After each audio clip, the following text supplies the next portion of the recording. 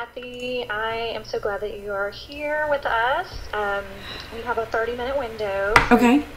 And Kip's on his way up to the podium, so I'm going to turn it over to him. But we have some Excellent. questions that some have submitted, and then we'll let Kip kind of start with some general conversation stuff. And Okay. I'm going to be floating around the audience if there are some questions. I may, call on them and they can read it or say it into the microphone, and Kip can relay it if you can't hear. But otherwise, you'll be seeing Kip, and everyone can see you. Okay, great. Thanks. Hi, Kathy. Hello. So, I thought we'd just start, since we're just going to jump right into this, and I had told everyone earlier, maybe I didn't, I've been running around all day, but I was impressed in meeting you and how poised you were and how thoughtful you were. And then I come to find out later, after you and I had talked, that you had ACC, and so you're something that's very compelling that I wanted to get. I'm sorry, that I wanted to get to know better. Can you hear me now? I'm sorry. Yeah, there we go. See? Okay, how's that? Can you hear me now? Okay.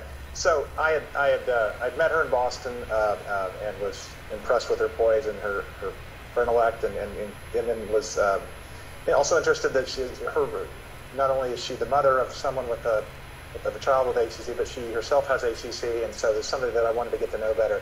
Could you give us just a quick rundown of your background and maybe how you found out about Sure. your diagnosis and how your parents dealt with it, and maybe how you've taken from that, and please. Sure. Well, I grew up in a family of 6 kids. I was number 4. And we actually didn't find out that I had ACC until I was 19. I had an MRI done to be able to take tests out of the classroom for college. In high school, my parents were teachers, so in high school they knew everyone. And I got to cut through all the red tape and just had a note from the guidance counselor saying that I could take tests out of the room. But once you get to college, you have to have that paperwork. So I was recommended to a neurologist, who then recommended that we get an MRI just to have in my folder as extra paperwork. And that's when they actually stumbled upon it.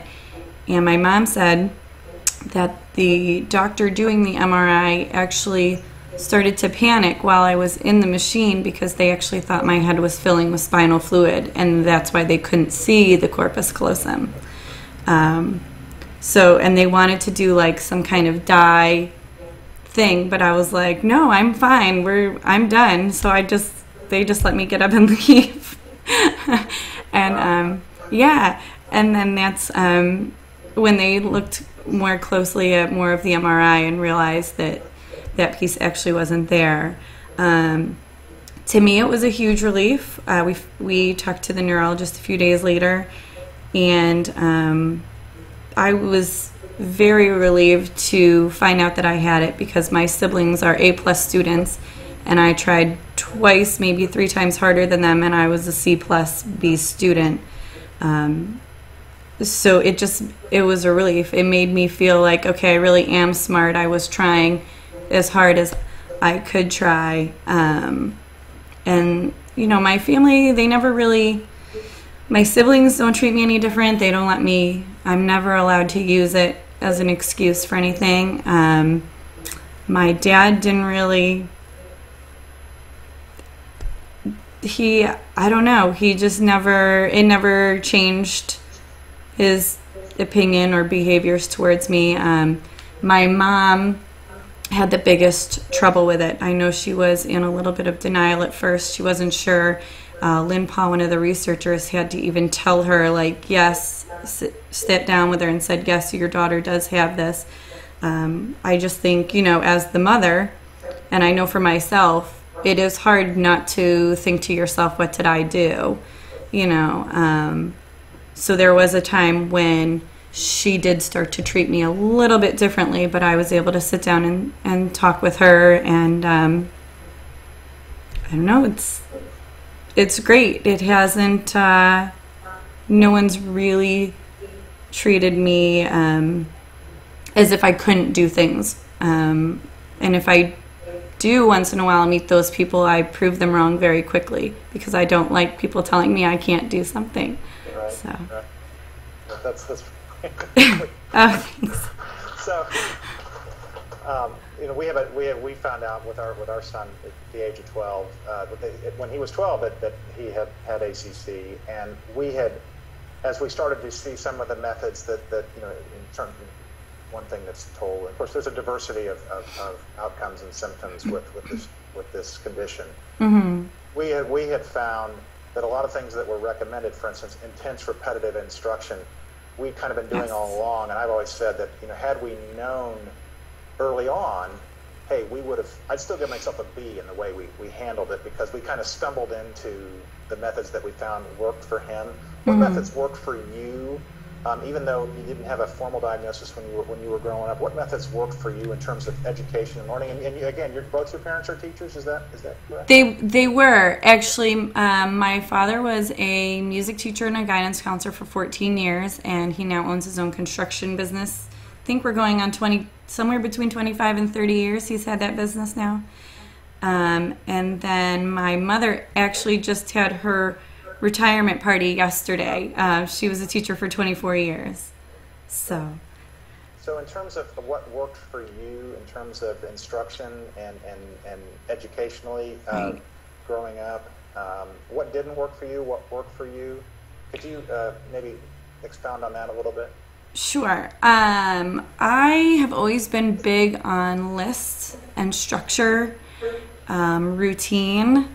As a child, it was very, very hard for me to break routine, but that was how I stayed in control of my day and my surroundings. It's changed a lot since I've had kids. They definitely teach me a lot more patience and flexibility. Let's see, school-wise, I made notes. I have a list here because I can't do anything without a list. Gosh, I don't know. Sorry, what were you saying?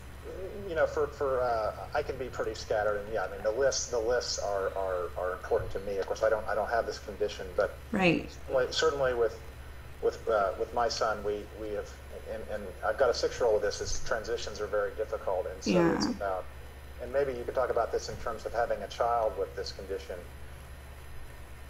What's that? Oh, she okay. So tell us about learning to ride a horse. Oh, yes, riding a horse. Love riding horses. And my oldest sister has always had a horse since I was very little, but I have to relearn how to ride a horse almost every year. I don't really ride in the winter. So by the time horseback riding season comes back around for me up here in New York, I know there are things that I should know. My biggest thing is certain saddles. Like, I should know how to tie on a Western saddle, but I can't, which is a little embarrassing because I know the people know that they've previously taught me, but I have to continue to be retaught certain things with the horseback riding. Other elements of your life and that you find having to go back and get a little bit of remedial instruction? Is it just the horse? Is it just the horse, or are there other things that you find that happening with? No, well, only because I feel like the horseback riding is really the only thing at this point of my life that stops and starts at certain times of year. There are things, though, that I am constantly working on. Even driving. I know a lot of people are always asking me about driving and are concerned about that. I have to be super aware of my surroundings, and I'm constantly teaching myself, especially when I have the girls in the car. When I have to back out of a space, everybody has to be quiet, nobody talk to me, and I'm triple checking, and I'll inch out, and then I'll check again for cars behind me and inch out, and there are a lot of things that are constant I'm just constantly in my own head, like, okay, in a social situation, even, you know, like I'll be having a conversation. I'll be like, okay, make sure, am I making eye contact with this person while they're talking to me? I'll be like, am I making good eye contact? Do I hear what they're saying? Can I answer this question? You know, and so. That's great. It's something I should be doing. So in terms of kind of applying your experience of growing up and in retrospect, now you grew up and now you know, or you knew that finally at age 19 that you had this condition. And now you've got a child with this condition. Yes. How, you know, you've always had this condition, so this is kind of a trick question almost, but how do you think that helps you as a mother of a child with ACC? Can you? I think it has its ups and downs with that. When we were pregnant, it's funny because it never occurred to me the problems that could occur with having a child with ACC. And, you know, I always knew I wanted to be a mother, to have kids. And then it wasn't until we got her diagnosis that it really hit me of, oh my gosh, you know, am I going to be able to help her, because will she be like me, or is it going to be something that I may not be able to handle? So I was very worried. But oh gosh, I'm sorry. What was the question again? No, it's okay. The question is in terms of your experience with ACC growing up, and in terms of what methods might you be using differently? Okay. Than maybe a typical parent. I know that's kind of a trick question, but yeah, it's okay. It's hard because I know that from growing up in my family, and I feel like almost not knowing is the best, because then you treat them like my family. They thought I was just lazy, so they constantly pushed me. So it's hard because that's what we try to do with our daughter. But at the same time, we have to remember that certain things she might be slower at, and you know, we have to remember to give her extended time on trying to figure things out. And at the same time, like, my husband will call me the helicopter mom, because I want to, like, when she's climbing the stairs, I'm like, ooh, ACC and balance. Ooh, she might not be able to do this, you know, and, but I have to stand back, and it's so hard to stand back when I know when I was younger, I had a little bit of trouble with balance here and there, especially on stairs. I still don't like stairs. So it's hard because, you know, on one hand, like, I want to help her so much, but then on the other hand, I know that almost standing back and letting her try to figure it out, or even just letting my other daughter, her older sister, help her figure it out is her best option.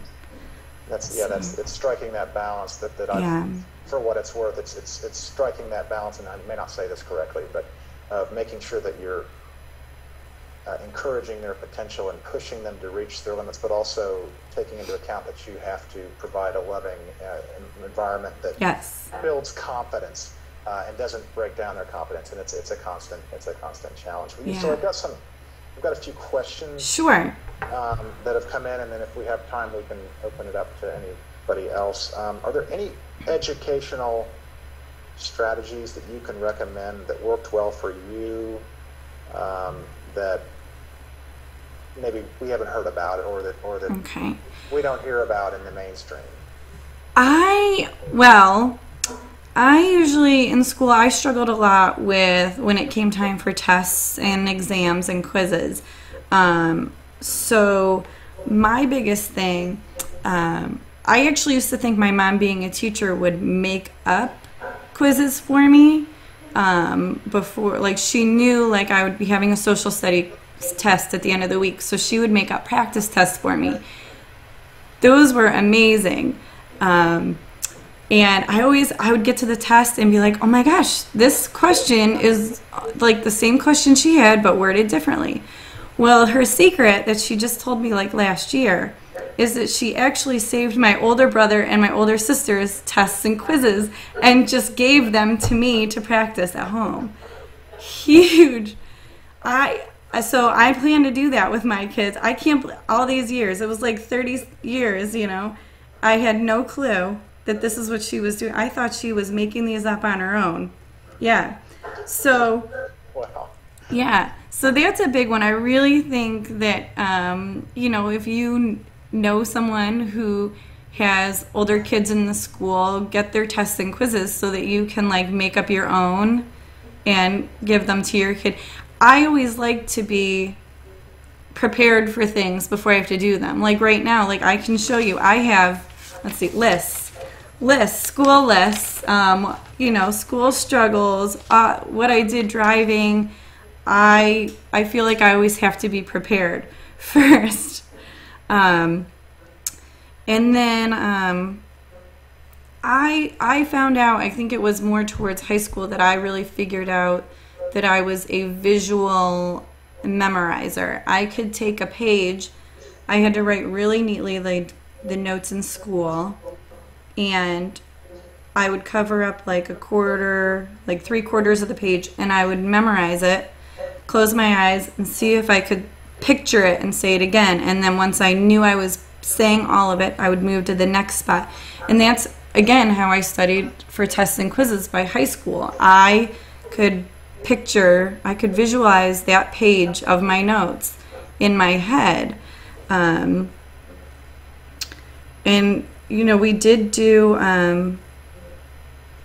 I had a math tutor, but so did all of my siblings, which was very helpful. That didn't start until, I think, middle school, sometime in middle school. We started the math tutor.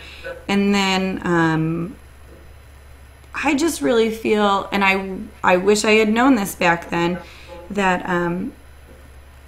not being afraid to ask for help is huge. There was one year when I did start to ask for help. Again, it was in math, and I would go, instead of eating lunch, I went to the math teacher's classroom and got extra help.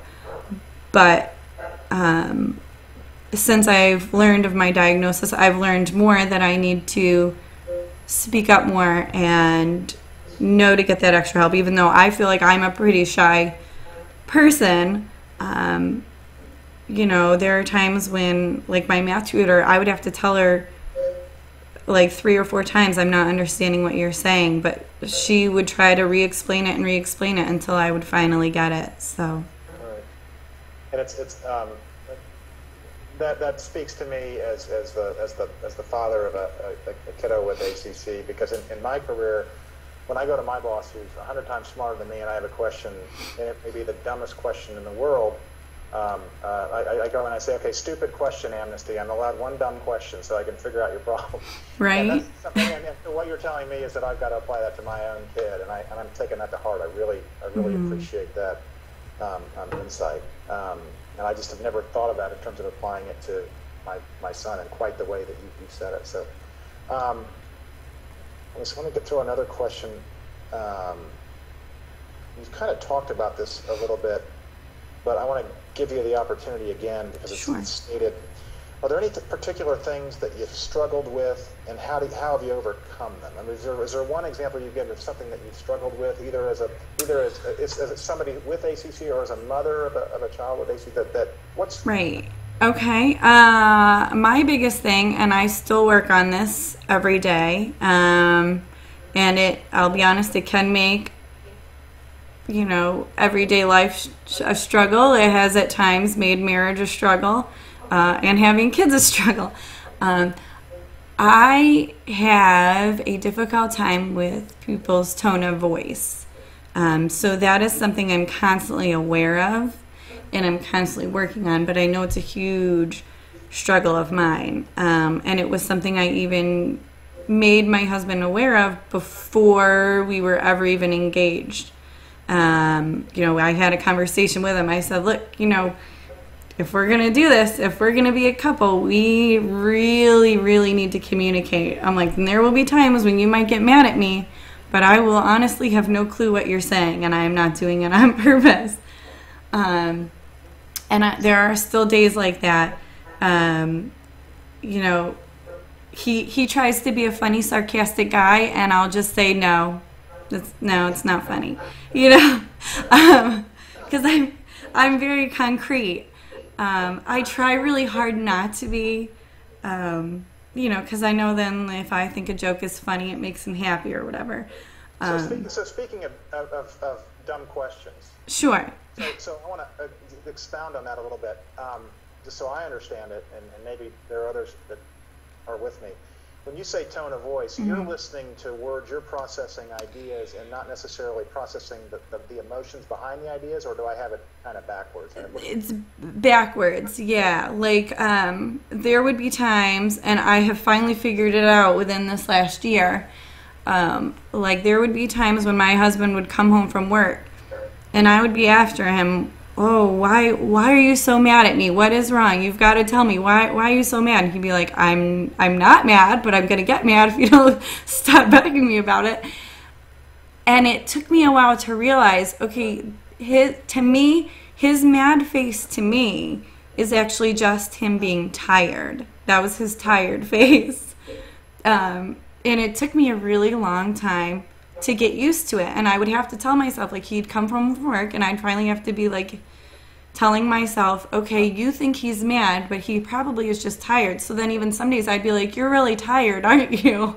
And he'd say, yes I am. But yeah, it's just sometimes the way people will say things. Like there was even one day, I wish I could remember what it was now. Kim, your wife Kim, sent me an email not too long ago. Oh, because I had emailed her about, can you send me questions? I'd really like to be prepared. And she wrote something back about, oh, prepared? Really? You want to be prepared? And I had to show my husband. I said, she's joking, right? She's picking on me, right? Because I wasn't sure. I was like, should I be worried that she said that, or was she just picking on me? So, yeah, so it's... That's terrific. Yeah. I think she's inching up here. She's ashamed. Is she? Oh, no, Kim, sorry. I figured it out. Tom told me. He's my help. So, and that is... Hi. I use sarcasm, I'm sorry. That's okay. I don't get sarcasm very often. I try really hard, but I'll always ask before I react. That's what I've learned. Ask first, react later. So, but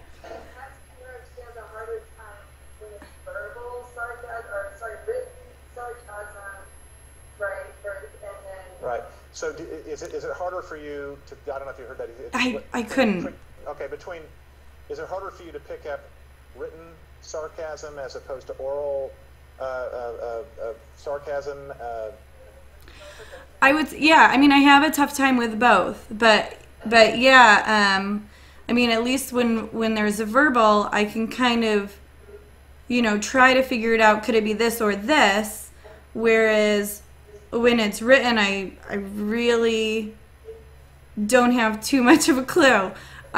So I will usually ask someone, usually my husband or my oldest sister. I'll call them, and I just, whatever they tell me, that's what I go with. So, yeah.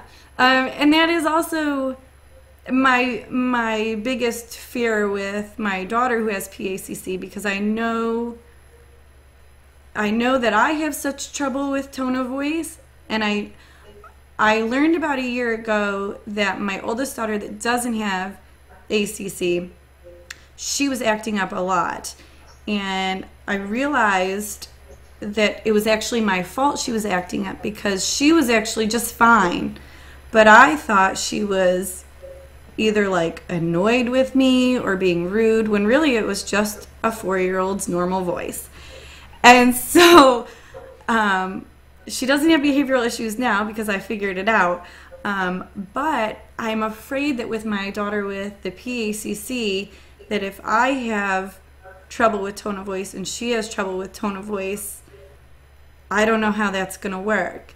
So I'm really worried about it. I do know that I'm already trying to practice being like using, I don't know what the word is. Like when I'm talking to her happy, I'll try to be overly happy, and we'll talk about how I'm happy, to try to help her get a head start on the whole, like, figuring out people's emotions when they're talking to her, so that we hopefully don't butt heads in the future.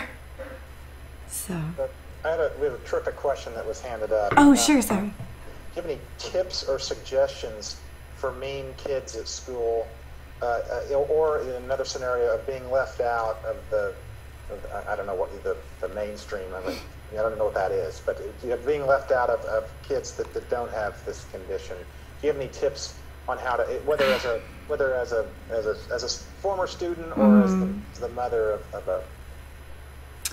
Gosh, I don't know. Well, my daughter doesn't really get left out of stuff. She's only 22 months old, so she's just starting to make friends. Growing up, and this was before I had knowledge that I had the ACC, my mom's biggest thing was you just ignore those people. You ignore them and they go away. So that's what I did. I mean, I didn't really have trouble with people, or I felt like it, I would tell them, like, if you have trouble with me, then that's fine. I tell people, you're not going to ruin my day, you're going to ruin your own, so just, I don't know. I wish I had more of an answer for that. I never really had trouble with that. I do know that, like, a friend of mine who lives here, I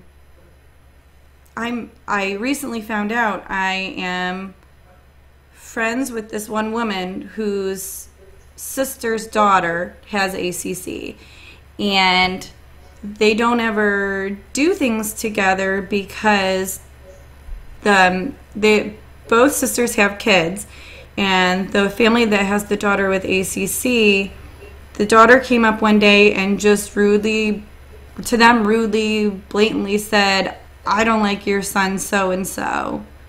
And the other family took it very offensively. So they won't go to any events that they're at. When they're invited to birthday parties, they won't go to this little girl's birthday party. And when I made the connections that this woman was this other woman's sister who I knew, I went right up to that woman and I said, look, I have the same thing your niece has. And she was shocked and floored. And she said, oh, that really gives me a lot of hope. And I actually wrote a paper in college on the social aspects of ACC, and I used myself and my examples of me. And I printed off that paper and I gave it to her. I said, well, this paper is about 8 years old, but I really think you need to read it, and then you need to call your sister. Because I just think people aren't educated enough in understanding that the people with ACC don't, they a lot of times don't mean to be rude. They don't know that they're doing it, and I think people just need to be a little more patient with them. This is our last question. Oh, okay, sure. A question: were you always so self-determined? Were you always, or did it come with age? Self-determined. What do you mean? Were you always this determined to, succeed? Were you always this driven? Exactly. I would say no. I would say I was lost for quite a few years. I was the black sheep of the family. Out of 6 kids, I was the one that had the boyfriend that the parents didn't like, and I moved out with him. Yeah, that was a rough time. And yeah, so Well, it was hard because, you know, with understanding people's emotions and things, he was also my best friend, and I felt like, you know, he knew me, he made me comfortable, this was love, I'm gonna go be with him, you know. And my father, it really made me butt heads a lot with my father. So there was a time through there when I was struggling to find myself to be my own person, but then I would have my dad calling me on the phone saying, well, you're dependent, you know, you can't be doing this stuff, you're dependent, you know, you're always, so it was hard. And I do remember I had a conversation with him on the phone one night, and he had called me telling me about how I was making bad mistakes and whatever. And I said, look, though, you taught me my right from wrong.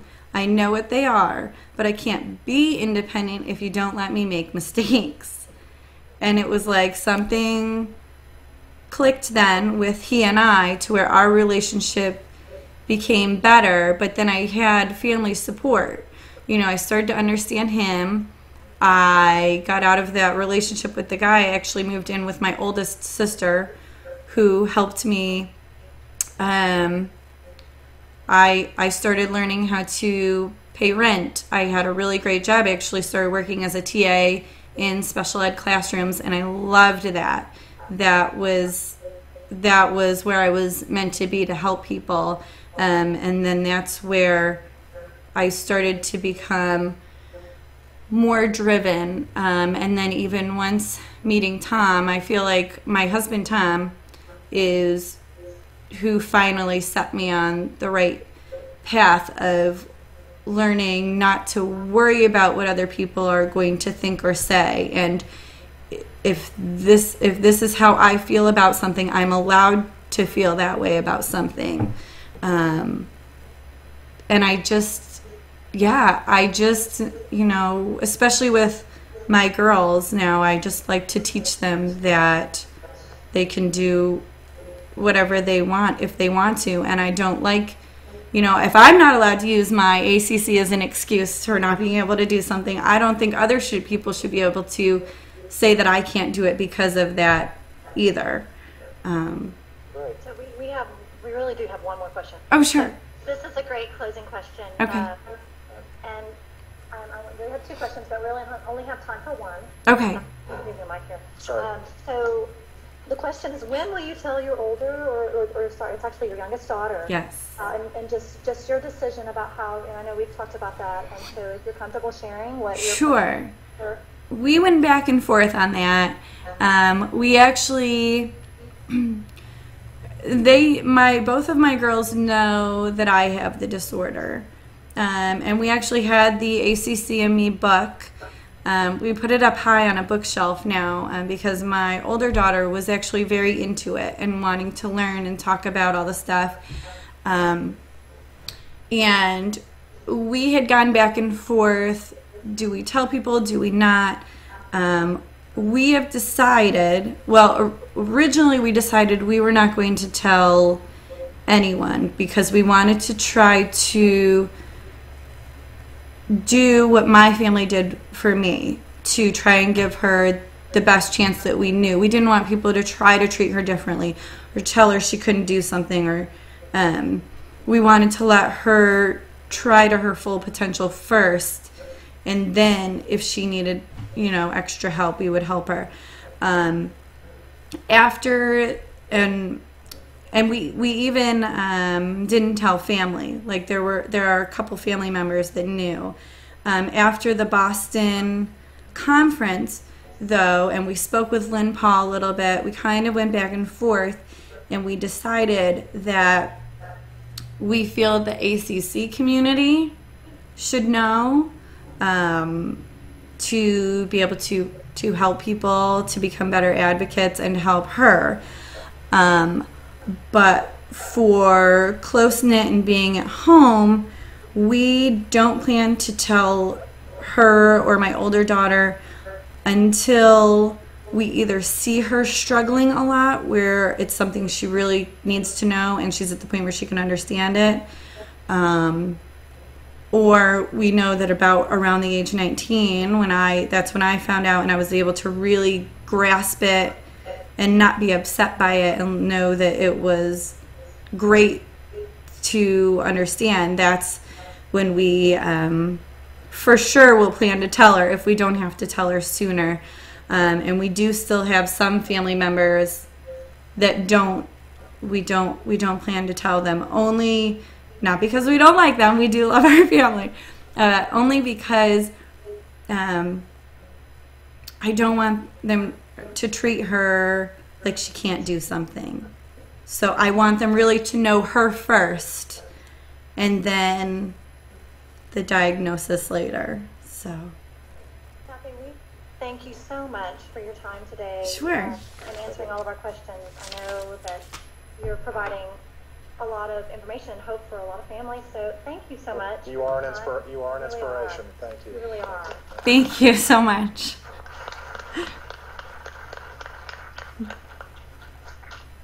We're going to let you get back to your day, Kathy. And, Sure. I so appreciate you, and we will be in touch soon. All right, great. Thank you, everyone. Bye.